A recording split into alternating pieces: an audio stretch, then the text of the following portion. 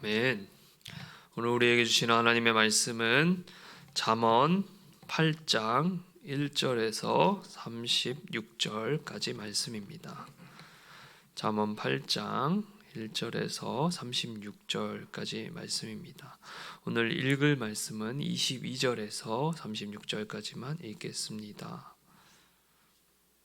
다 같이 읽습니다.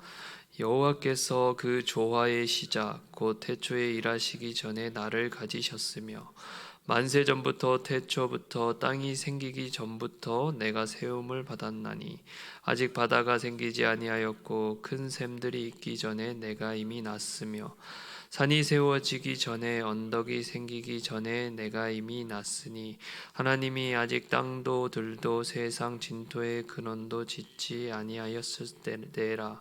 그가 하늘을 지으시며 궁창을 해면에 두르실 때에 내가 거기 있었고 그가 위로 구름 하늘을 견고하게 하시며 바다의 샘들을 힘있게 하시며 바다의 한계를 정하여 물이 명령을 거스르지 못하게 하시며 또 땅의 기초를 정하실 때에 내가 그 곁에 있어서 창조자가 되어 날마다 그의 기뻐하신 바 되었으며 항상 그 앞에서 즐거워하였으며 사람이 거처할 땅에서 즐거워하며 인자들을 기뻐하였느니라. 아들들아 내가 이제 내게 들으라. 내 도를 지키는 자가 복이 있느니라. 훈계를 들어서 지혜를 얻으라. 그것을 버리지 말라. 누구든지 내게 들으며 날마다 내 문 곁에서 기다리며 문설주 옆에서 기다리는 자는 복이 있나니 대저 나를 얻는 자는 생명을 얻고 여호와께 은총을 얻을 것임이니라. 그러나 나를 잃는 자는 자기의 영혼을 해하는 자라. 나를 미워하는 자는 사망을 사랑하느니라. 아멘. 할렐루야. 오늘도 은혜를 삼하여 나오신 모든 분들에게 주님의 넘치는 위로와 평강이 가득하길 축복합니다. 잠언 1장부터 9장까지는 젊은이들을 위한 솔로몬의 잠언으로 15가지 교훈이 나옵니다. 오늘 본문은 14번째 교훈으로 지혜의 말을 들으라 라는 권면인데요. 지난 시간에도 같은 본문으로 은혜를 나누었습니다. 생각나시나요? 네, 2주 전이었죠.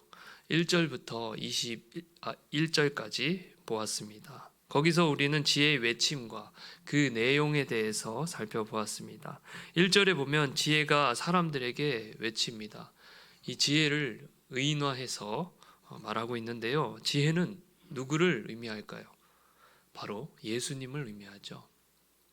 그럼 지혜는 무엇 때문에 많은 사람들이 다니는 곳에서 모두가 볼 수 있고 모두가 들을 수 있는 곳에서 소리를 높이며 사람들을 부르고 있는 것일까요?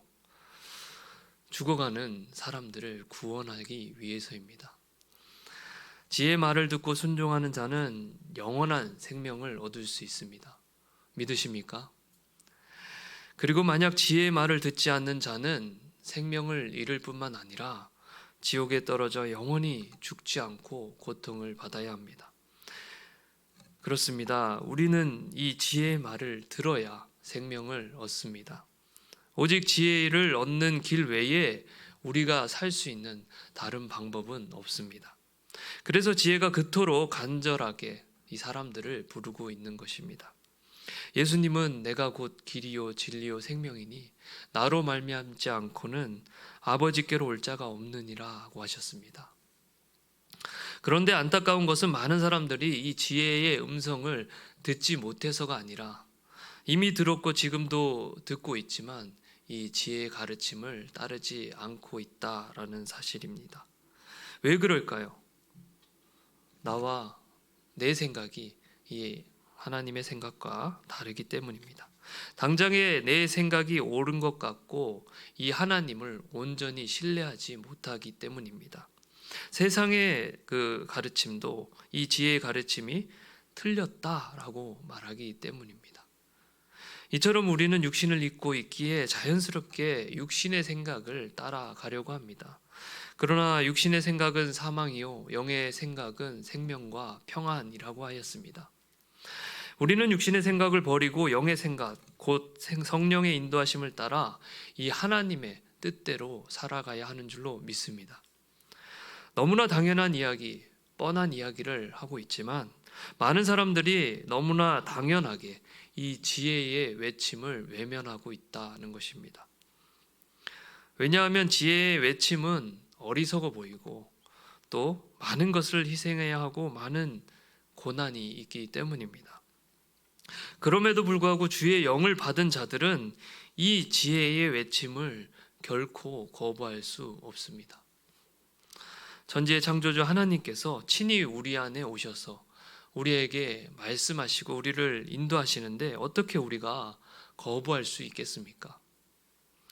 만약 끝까지 자신 있게 내 뜻대로 내 마음대로 살겠다 하시는 분들은 그 속에 성령이 계시지 않는 것입니다.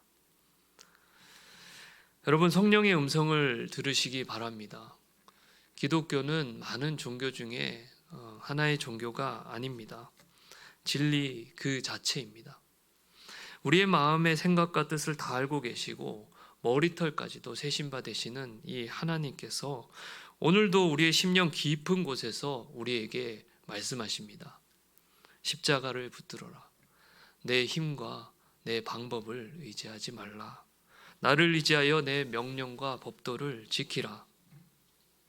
오늘도 이 주의 음성이 들려지고 깨달아지고 생각나서 전심으로 주를 따르겠다는 고백과 찬양이 가득한 저와 여러분이 다 되시길 주의 이름으로 축원합니다. 지난 시간에 이어서 22절 말씀부터 살펴보겠습니다. 22절에서 31절까지 말씀은 지혜의 신적인 우월성에 대해서 설명하고 있습니다. 22절에서 26절까지 말씀 다 같이 읽겠습니다. 여호와께서 그 조화의 시작 곧 태초에 일하시기 전에 나를 가지셨으며 만세 전부터 태초부터 땅이 생기기 전부터 내가 세움을 받았나니 아직 바다가 생기지 아니하였고 큰 샘들이 있기 전에 내가 이미 났으며 산이 세워지기 전에 언덕이 생기기 전에 내가 이미 났으니 하나님이 아직 땅도 들도 세상의 진토의 근원도 짓지 아니하셨을 때라. 아멘. 22절에 보면 여호와께서 조화의 시작 곧 태초에 일하셨다라고 합니다. 태초에 조화의 시작이 있었다라는 의미죠.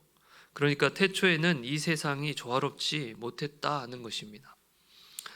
창세기 1장 2절의 기록과 일치하는데요. 태초에는 땅이 혼돈하고 공허하며 흑암이 깊음 중에 있는 그런 상태였습니다. 그래서 하나님이 일하셨고 세상을 조화롭게 창조하셨다는 것입니다. 그렇게 천지를 창조하시기 전에 여호와께서 지혜이신 이 예수님을 가지셨다라고 합니다. 이 가지셨다라는 표현에서 상당히 많은 학자들의 논란이 있었는데요. 예수님을 가지셨다라는 뜻은 이 예수님이 하나님께 속했다, 예수님이 하나님 안에 있다, 계시다라는 의미입니다. 그리고 가졌다라는 단어는 소유하다라는 뜻 외에도 바로 세운다, 임명한다라는 임명받다라는 의미로 해석할 수 있습니다. 따라서 여호와께서 태초에 일하시기 전에 예수님을 창조의 동역자로 세우셨다, 혹은 임명하셨다라고 번역할 수 있습니다. 또 23절에 만세 전부터 태초부터 땅이 생기기 전부터 내가 세움을 받았다라고 했습니다. 이것은 아주 오래 전부터, 영원 전부터라는 그 다 같은 의미의 단어로 같은 단어를 이렇게 차례로 나열하면서 강조하고 있는 것이죠. 그리고 24절 바다가 생기지 않았고 큰 샘이 있기 전 산과 언덕 땅과 들 세상 진토의 근원이 짓지 않았을 때 지혜이신 이 예수님이 이미 계셨다라고 성경은 기록하고 있습니다. 진토는 이 티끌과 흙을 통틀어 이르는 말입니다. 세번역 성경에는 이 세상 진토의 근원을 세상의 첫 흙덩이라고 번역이 되어 있습니다. 그렇게 이해하시면 좋을 것 같은데요. 그리고 27절에서 31절입니다. 다 같이 읽습니다. 그가 하늘을 지으시며 궁창을 해면에 두르실 때에 내가 거기 있었고 그가 위로 구름 하늘을 견고하게 하시며 바다의 샘들을 힘있게 하시며 바다의 한계를 정하여 물이 명령을 거스르지 못하게 하시며 또 땅의 기초를 정하실 때에 내가 그 곁에 있어서 창조자가 되어 날마다 그의 기뻐하신 바가 되었으며 항상 그 앞에서 즐거워하였으며 사람이 거처할 땅에서 즐거워하며 인자들을 기뻐하였느니라. 예수님은 이 하나님의 창조 사역에도 동참하셨습니다. 하늘을 지으실 때, 궁창을 해면에 두르실 때, 구름 하늘을 견고하게 하시며 바다의 샘들을 힘있게 하시며 바다의 한계를 정하시고 땅의 기초를 정하실 때 이 지혜는 그 곁에 있어서 창조자가 되었다라고 하는 것입니다. 결국 세상은 하나님 안에 있는 이 지혜로 조화롭게 창조되었고 천지의 창조주 되시는 이 지혜의 외침, 이 외침을 우리가 어떻게 외면할 수 있겠습니까? 이 지혜가 어떤 분이시라는 것을 오늘 말씀이 정확하게 말해주고 있는 것입니다. 세상의 창조주, 하나님과 함께 계신 이 창조주 하나님이라는 사실을 오늘 분명하게 말씀하고 있는 것입니다. 우리는 이 창조주 되시는 이 하나님을 기억하고 생각할 때 더욱더 겸손하게 그의 외침을 듣게 될 줄로 믿습니다. 32절에서 36절은 14번째 교훈인 지혜의 말을 들으라 라는 그 결론 부분에 해당하는 내용입니다. 결론이 무엇입니까? 지혜를 추구하라 라는 것이죠. 그러면서 지혜를 얻은 자들에게 주어지는 복에 대해서 설명하고 있습니다. 32절 다 같이 읽겠습니다. 아들들아 이제 내게 들으라. 내 도를 지키는 자가 복이 있느니라. 내 도를 지키는 자가 복이 있다라고 합니다. 아들들아 라고 했는데요. 여기서 아들들아 라고 부르는 것은 지혜가 말하고 있는 것이죠. 지혜가 말하는 내 도는 무엇입니까? 내 도. 바로 하나님의 법, 하나님의 뜻입니다. 우리가 그의 도를 온전히 지킬 수 있을까요? 그 누구도 하나님의 법을 온전히 지키는 것은 불가능합니다. 그래서 우리에게는 예수님이 필요합니다. 하나님의 법을 온전히 지키지 못하는 이 허물 많은 죄 많은 우리가 하나님의 보좌 앞에 담대히 나아갈 수 있는 것은 예수님의 십자가 때문입니다. 그렇게 우리는 예수님을 날마다 의지하지 않으면 안 됩니다. 주의 도를 따르기 위해서 날마다 이 지혜를 얻고 예수님을 얻고 예수님과 동행하는 자는 이미 복을 받은 자입니다. 앞으로도 넘치는 복을 받게 될 줄로 믿습니다. 하나님과 이 예수님과 동행하는데 그 어떤 것이 필요하겠습니까? 완전한 복을 받은 것이죠. 33절입니다. 시작. 훈계를 들어서 지혜를 얻으라. 그것을 버리지 말라. 훈계를 들어서 지혜를 얻으라. 사람들은 훈계를 싫어합니다. 다 자신의 생각이 있는 것이죠. 그런데 겸손하게 훈계를 듣는 자들은 지혜를 얻을 수 있습니다. 훈계를 듣는 자들은 지혜를 얻을 수 있습니다. 그래서 은혜는 겸손한 자에게 흐르는 것입니다. 겸손하게 듣는 자는 지혜를 얻습니다. 그리고 그렇게 얻은 지혜를 버리지 말라고 합니다. 내가 버려야 할 것과 버리지 말아야 할 것을 아는 것, 그것이 지혜입니다. 오늘도 주께서 내가 버려야 할 것들을 깨닫게 하시고 또 버리고 돌이키는 은혜가 우리 모두에게 있기를 축복합니다. 34절입니다. 시작. 누구든지 내게 들으며 날마다 내 문 곁에서 기다리며 문설주 옆에서 기다리는 자는 복이 있나니. 이 지혜는 특별한 사람, 선택받은 백성들만, 그들에게만 주어지는 것이 아닙니다. 누구에게나 열려 있습니다. 이것이 복음입니다. 누구든지 주께로 오면 이 생명수를 마실 수 있다라는 것이죠. 그런데 많은 이들이 찾지 않습니다. 그래서 주님이 말씀하시죠. 좁은 문으로 들어가라. 그것은 좁고 길이 협착하여 찾는 이가 적다라고 하십니다. 그리고 또 주님이 말씀하십니다. 누구든지 목마르거든 내게로 와서 마시라. 나를 믿는 자는 성경의 이름과 같이 그 배에서 생수의 강이 흘러나오리라. 아멘. 누구든지 주님께 나아갈 수 있습니다. 우리는 원래 자격이 없지만 예수님의 십자가를 믿는 자들에게는 하나님께 나아갈 자격이 주어졌습니다. 그렇게 날마다 주님 앞에 나아가시고 주님의 말씀을 들으시기 바랍니다. 주님을 만날 때까지 주님을 기다리시기 바랍니다. 그러면 어떻게 될까요? 35절입니다. 시작. 대저 나를 얻는 자는 생명을 얻고 여호와께 은총을 얻을 것임이니라.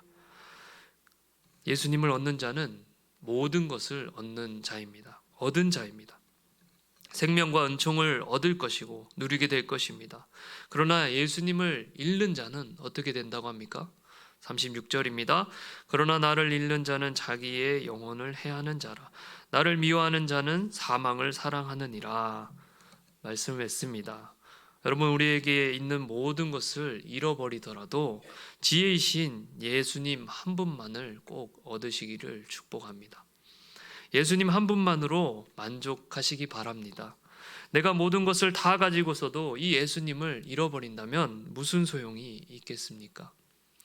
자기 영혼을 해하고 사망을 사랑하면 결국 자신이 사랑하는 것을 얻게 될 것입니다. 여러분, 예수님을 사랑하시기 바랍니다. 17절 말씀, 나를 사랑하는 자들이 나의 사랑을 입으며 나를 간절히 찾는 자가 나를 만날 것이니라.